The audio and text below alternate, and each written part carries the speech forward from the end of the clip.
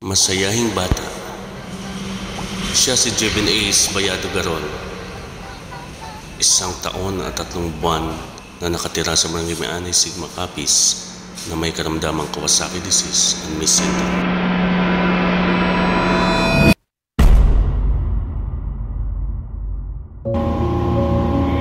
Ako si Maria Reggie Bayado, taga Barangay May-Anay, Sigma Capiz.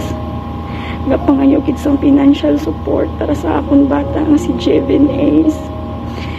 Nagabato sa sakit Kawasaki, nga critical subong.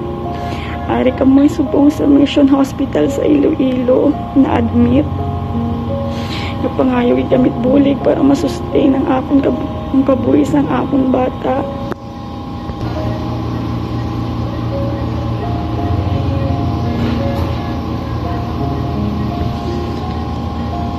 Sa tanan nga palangga sa amon, nakakilala sa amon, buligin kami mag-offer sang prayer kay Ace nga may miracle nga matabo, nga may himala nga magbalik siya sa amon.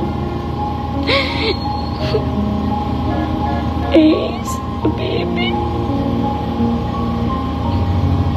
namudamo ito palangga sa imo, Ace.